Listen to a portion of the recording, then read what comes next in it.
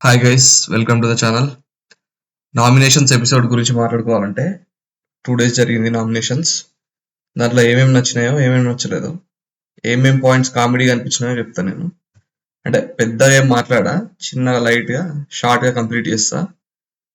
Point to point ఏం మాట్లాడాను. ఇక స్టార్ట్ చేస్తే నాకు మస్తు కామెడీ అనిపించింది అంటే రీతుది. ఫ్లోరా రాగానే రీతు ఎగురుకుంటా పోతుంది, చెంగ అని ఎగురుకుంటా పోతుంది, పోయి హగ్ చేసుకుంటది. తీరా చూస్తే ఆయన కట్ చేస్తే ఇక్కడ కత్తి కూర్చుతుంది ఫ్లోరా రీతుకి. కిరాక్ నవ్వొచ్చింది నాకైతే. ఇక నామినేషన్ పాయింట్లు చూస్తే క్లియర్ గా అనిపించింది. బయటకు వెళ్ళి చూసేస్తే వేరేలా ఉంటది పర్సెప్షన్, లోపల నుంచి చూసింది వేరేలా ఉంటది. ఎందుకంటే ఇప్పుడు ఫ్లోరా హౌస్ లోనే ఉంది. సంజన రీఎంట్రీ అప్పుడు సంజనను మళ్ళీ తీసుకొచ్చేటప్పుడు వీళ్ళు కొన్ని సాక్రిఫైసెస్ చేస్తారు కదా, రీతు గాని తనుజ గాని వీళ్ళందరూ. అప్పుడు హౌస్ లోనే ఉంది కదా మన ఫ్లోరా. మరి అప్పుడు అనిపించలేదా? అప్పుడు ఎందుకు నామినేట్ చేయలే మరి రీతుని? అండ్ స్టార్టింగ్ నుంచే వాళ్ళిద్దరు బాండ్ నడుస్తుంది, రీతుది డెమాన్ పవన్ది. కనిపించలేదా మరి ఎప్పుడు అట్లా ఫేక్ అని చెప్పేసి?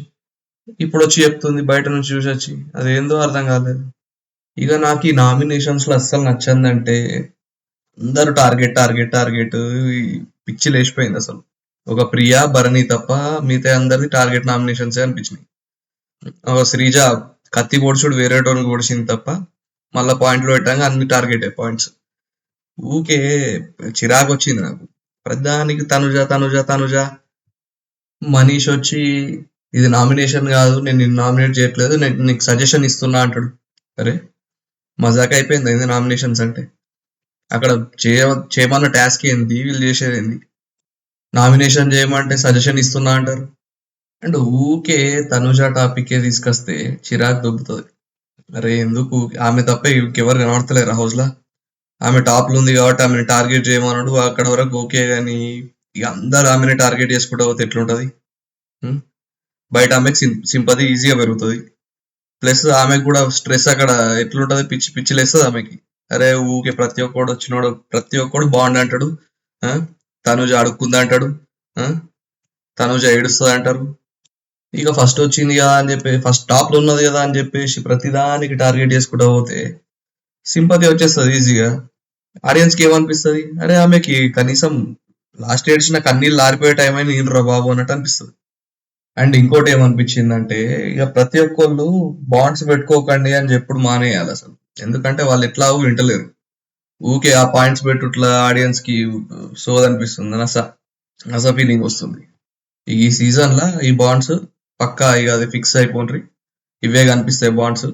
బాండ్స్ సీజన్ ఇది అని ఫిక్స్ అయిపోండి, చూడండి అంతే. ఇక అది తప్ప ఆప్షన్ లేదు ఇక మనకి. ఇక ఈ భరణి ఏందో ఏమో, ఈయన మనిషి అర్థమే కాడు అసలు. వచ్చిండు, వచ్చినప్పుడు ఇద్దరితో మంచిగా మాట్లాడచ్చు కదా. మంచిగా మాట్లాడి చెప్పాలి, అరే కొద్దిగా బాండ్స్ కొద్దిగా సైడ్కి పెడదాం, గేమ్ ఆడదాం, గేమ్ మీద కాన్సన్ట్రేట్ చేద్దాం అని చెప్పి ఆడచ్చు కదా. అట్లా కాదు, వచ్చి ఆమెతో మాట్లాడు, ఆమె ఫీల్ అయిపోతుంది, మళ్ళీ అక్కడ పెద్ద సీన్ క్రియేట్ అవుతుంది. ఇదంతా అవసరమా? మళ్ళా రిటర్న్ వచ్చినప్పుడు కథం ఏ ఆల్గుడ్డ అది అని అడుగుతాడు, ఆమెనేమో మాట్లాడేది అలుగుతుంది ఇక బేసిక్ గా.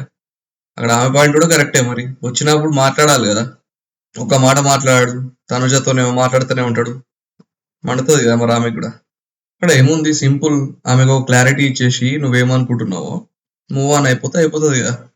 అరే బాండ్స్ బయట చూసుకుందామను, లేకపోతే కొద్దిగా తగ్గిద్దాం, గేమ్ మీద ఎక్కువ ఫోకస్ చేద్దాం అని చెప్పేసి ఏదో ఒకటి చెప్పాలి. అంతేగాని పాపం ఆ ఒక్క జెస్టర్ వల్ల మొత్తం ఆమె నెగిటివ్ అయిపోయింది ఎపిసోడ్ లో. జనాలు ఏదేదో మాట్లాడుతున్నారు, కన్నింగ్ దివ్య కన్నింగ్ అది ఇది అని చెప్పేసి. ఇంతకు ముందు తనుజ గురించి చెప్పేటోడు మిగతా హౌస్ మేట్స్ కి, ఆమె అర్థం చేసుకోదు, పోయి మీరు చెప్పండి ఇట్లా అని చెప్పేసి, ఆమెకి సజెషన్స్ ఇవ్వండి అని చెప్పేసి. ఇప్పుడు అదే దివ్య గురించి తనుజ దగ్గర చెప్తున్నాడు. ఏం మారింది? ఈ తనుజ మ్యాటర్ పక్కకు పెడితే ఇక వచ్చిన వాళ్ళు మిగతా వాళ్ళు ఇక రీతు మీద పడతారు. అరే బాండింగ్ లో అది ఇది అని చెప్పేసి, మళ్ళా మీ బాండింగ్ దరిద్రంగా ఉన్నాయి అది అని చెప్పేసి. డెమాన్ ఏమో నువ్వు బుర్ర పెడతలేవు, ఇక వాళ్ళు గొడవ పడతారు మళ్ళీ దాని గురించి. ఈ కంటెంట్ అవసరమా మాకు అని ఆడియన్స్ ఫీల్ అవుతుంటారు. అది తగ్గిపోయే లోపు మళ్ళీ ఎవడో కూడా వచ్చి బాండింగ్ అంటాడు, కథ మళ్ళీ స్టార్ట్ అయిపోతుంది. అక్కడ మిగతా వాళ్ళకి అసలు ఇంకేం పాయింట్స్ లేవా మిగతా వాళ్ళ మీద? నాకు అర్థం కాలేదు. టాస్క్ జరిగింది ఒకటి, దొంగతనాల టాస్క్. దాంట్లో ఎవరు మంచిగా పర్ఫామ్ చేసిండ్రు, ఎవరు చేయలేదు. మీ డబ్బులు మొత్తం దొంగతనం చేసిండ్రు అవతల టీం వాళ్ళు. మీరు ఏం చేసిండ్రు అసలు? వెతుకుడు తప్ప, అలుగుడు తప్ప. ఆ టాస్కే దొంగల టాస్క్. సంజన గారు మీరు ఎట్లా అసలు డబ్బులు అట్లా వదిలేస్తారు పక్కకి? ఆ మాత్రం జాగ్రత్త ఉంచుకోరా? మీ వల్లనే మొత్తం మీ టీంకి నష్టం జరిగింది అనే పాయింట్ లేదా? నిఖిల్, గౌరవ్, వాళ్ళ టీమ్మేట్స్, డెమాన్ గాని వీళ్ళందరూ అవతల టీంకి వచ్చి ఎట్లోలాగా ఆ క్యాచ్ ని కొట్టేసే ప్రయత్నం చేయొచ్చు కదా? ఆ పాయింట్ లేదా? ఎన్ని ఉన్నాయి పాయింట్స్? అవన్నీ పక్కకు పెట్టి బాండింగ్ల గురించి మాట్లాడతారు మళ్ళీ. టాస్క్ ని ఎంటర్టైన్మెంట్ వేలో తీసుకోపోండి అని చెప్తే జస్ట్ దొంగతనాలు చేసి పక్కకు కూర్చున్నారు. ఏంది అది అనుడు లేదు. మళ్ళా పానీపూరి టేలా ప్లస్ కాఫీ టేలా అని చెప్పేసి ఇచ్చిండ్రు. దాన్ని ఏదో ఎంటర్టైనింగ్ వేరే తీసుకుపోతారని బిగ్ బాస్ అనుకుంటే దాన్ని సప్పవర్చిండ్రు. అందుకే తీసుకుపోయి లోపల పెట్టుకున్నాడు సామాన్లన్నీ అని. ఆ పాయింట్ లేదు.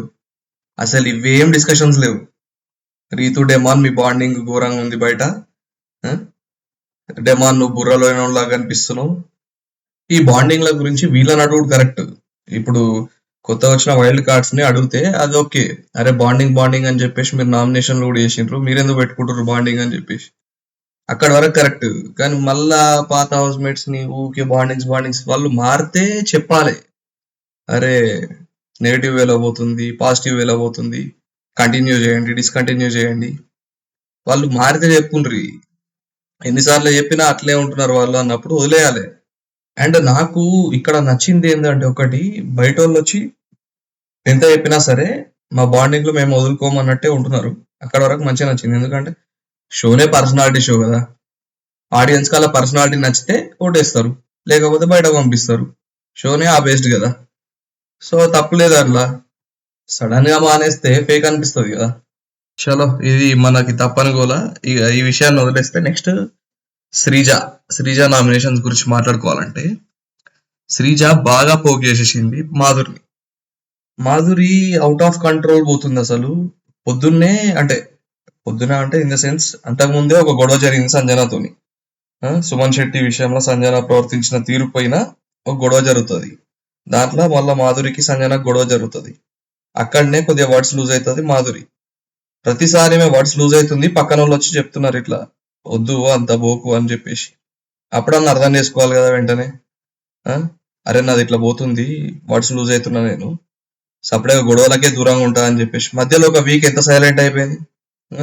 మళ్ళీ ఆ మోడ్లోకి వెళ్ళిపోవచ్చు కదా, నెగటివ్ పోతున్నా అని చెప్పేసి. మన నోరు అదుపులో ఉన్నంత వరకు ఎన్ని రకాల ఫైట్స్ అయినా వేసుకోవచ్చు, అందరితో నొరుకుంటూ పోవచ్చు. నోరు అదుపు తప్పుతుంది అన్నప్పుడు 1-2 సార్లు చూసుకొని, మన కంట్రోలింగ్ లేదు అన్నప్పుడు సపరేట్గా సైడ్ అయిపోవాలి. ఇక ఫైట్ చేయాల్సిన అవసరం లేదు. ఎందుకంటే పక్కా నెగటివ్ అయిపోతాం. ఈ చిన్న లాజిక్ మిస్ అయింది మాధురి. ఇక శ్రీజ పోక్ చేస్తుంది, వాళ్ళిద్దరి మధ్యలో కొద్ది ఆర్గ్యుమెంట్స్ జరుగుతాయి. తర్వాత శ్రీజ నామినేషన్ తర్వాత మాధురికి డ్యాగర్ ఇచ్చి మాధురిని నామినేట్ చేయమంటది. అక్కడ కూడా పోక్ చేసుకుంటా చూద్దాం ఎవరిని చేస్తావో, బాండ్ అది ఇది అని మళ్ళీ టాపిక్ తీసుకొస్తుంది. ఆమె పట్టించుకోదు మాధురి. అంటే మండుతుంది కానీ వదిలేసి ఆ కోపాన్ని అంతా తీసుకొచ్చి రీతు మీద చూపిస్తుంది. ఇక చూడాలి, ఇక ఘోరంగా జరుగుతాయి, మాటల యుద్ధాలు జరుగుతాయట. కాకపోతే అటు నుంచి డిఫెన్స్ వస్తుంది, ఇటు నుంచి ఇక సంజన అంటది కదా స్కేరీగా అనిపించింది నాకైతే ఆ మాటలు వింటే అని చెప్పేసి. ఇట్లా ఈమె నుంచి స్కేరీ అఫెన్స్ వస్తుంది అన్నట్టు. ఇక్కడ నుంచి స్కేరీ అఫెన్స్, అవతల నుంచి డీసెంట్ డిఫెన్స్ అన్నట్టు అనిపించింది. ఇక్కడ నాకు నచ్చింది ఏంటంటే ఒక మాట అంటది, ఇక్కడ మిగతా వాళ్ళకి బాండ్స్ లేవా అని చెప్పి రీతు డిఫెండ్ చేసుకుంటా ఉంటే మాధురి అంటది మిగతా అన్ని హైజీనిక్ బాండ్స్, ఆర్గానిక్ బాండ్స్, మీది ఒక్కటే అన్హైజీనిక్ బాండ్ అది అని చెప్పేసి అంటది. మీరు అసలు ఫ్యామిలీ షో అనేదే మర్చిపోయి ప్రవర్తిస్తున్నారు అన్నట్టు మాట్లాడుతూ ఉంటది అన్నట్టు. ఇక్కడ డెమాన్ పవన్ ఎందుకు ఇంటరప్ట్ చేయలేదో నాకు అర్థం కాలేదు. అనేది ఇద్దరి గురించి కదా, రీతు గురించి ఒక్కదాని గురించే కాదు కదా. అయినా కూడా స్టాండ్ తీసుకోవాలి కదా. ఏంది మీరు ఎటు పడితే మాట్లాడుతున్నారు, ఫ్యామిలీని ఇబ్బంది పెట్టే సీన్స్ మేమేం చూపించినాం అసలు, అటువంటి చేష్టలు మేమేం చేసినామని కనీసం ఒక సపోర్ట్ రీతుకి ఇచ్చుంటే బాగుండేది అనిపించింది నాకైతే. అంటే బేసిక్ గా రీతుకి కూడా సపోర్ట్ ఇవ్వనవసరం లేదు. రీతు ఆమె డిఫెండ్ చేసుకుంటుంది, ఇట్స్ ఓకే, ఇస్తే మంచిదే సపోర్ట్. కానీ అవసరం లేదు, అయినా స్టాండ్ అయినా తీసుకున్నా సరిపోతుంది కదా ఈ సిచ్యువేషన్ లా. ఇప్పుడు మాధురి నెగటివ్ వెళ్ళిపోతుంది కాబట్టి ఆ మాటలు ఎవరు నమ్ముతలేరు. అదొకే. ఇదే చెప్పుడు వేరే రకంగా చెప్తూ పోతుంటే ఆడియన్స్ మైండ్‌లోకి అదే ఎక్కుతుంటది కదా! ఏమనుకుంటారు ఆడియన్స్? అరే! కట్ చేస్తుర్రేమో, మాకు చూపిస్తలేరేమో, నిజంగా హౌస్ మేట్స్ ఇబ్బంది పడుతుర్రేమో వీళ్ళ చేష్టల వల్ల అనుకుంటారు కదా! ఇక మళ్ళీ మాధురి విషయానికొస్తే ఆమెనైతే ఒక మూల కూర్చుండడం మంచిది. గొడవలు జరిగినప్పుడు. అండ్ ఆమెకోటి అలవాటుంది. ప్రతి దాంట్లో స్టాండ్ తీసుకుంటది ఆమె. గుడ్ థింగ్ అది. కాకపోతే మళ్ళా అవతల వ్యక్తి ఒక మాట అనొద్దన్నట్టు. ఈమె స్టాండ్ తీసుకునేంత వరకు ఓకే. అవతల వ్యక్తి ఒక్క మాట ఎదురు తిరిగినా అని కథం ఇక.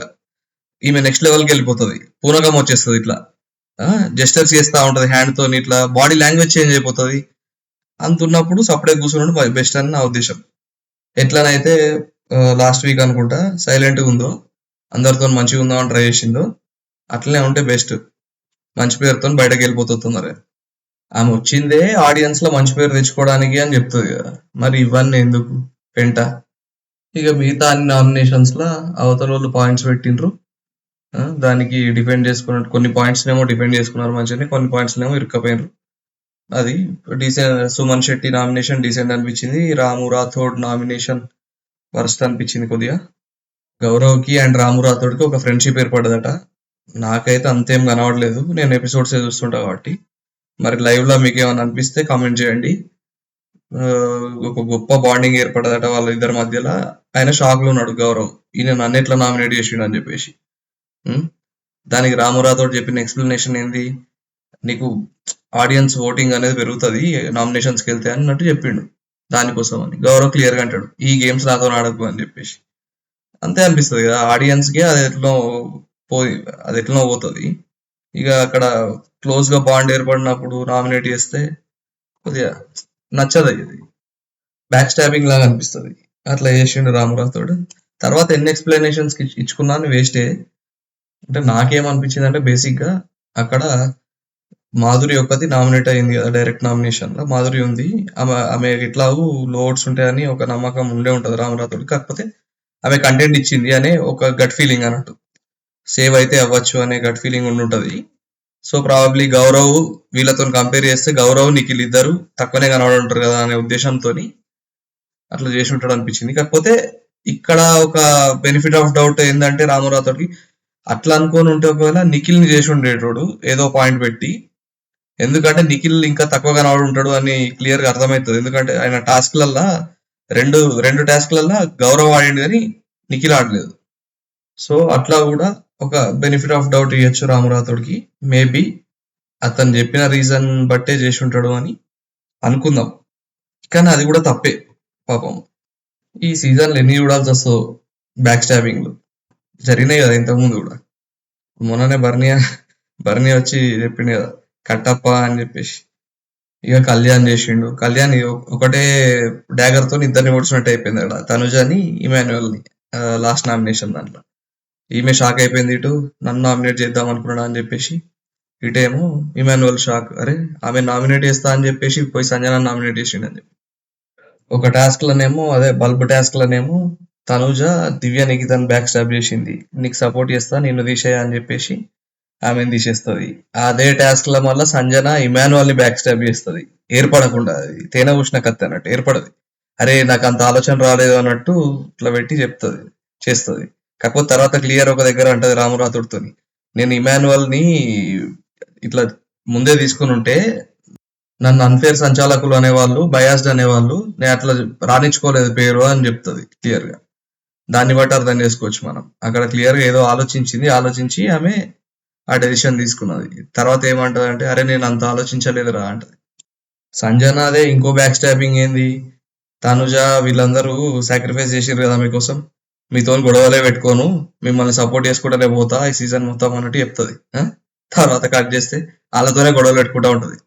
బేసికల్ గా చూసుకుంటా పోతే ఇక సీజన్ లో మాట మీద నిలబడేటోళ్ళు ఒక్కళ్ళు లేరని చెప్పుకోవచ్చు కొద్దిగా. సో ఇది గైస్ నా ఒపీనియన్ మొన్నటి ఎపిసోడ్ నిన్నటి ఎపిసోడ్ మీద, 2 ఎపిసోడ్స్ మీద కలిపి ఒకటిసారి పెట్టేసిన. నచ్చితే లైక్ కొట్టండి, వీలైతే సబ్స్క్రైబ్ చేసుకోండి నచ్చితే. Thank you for watching.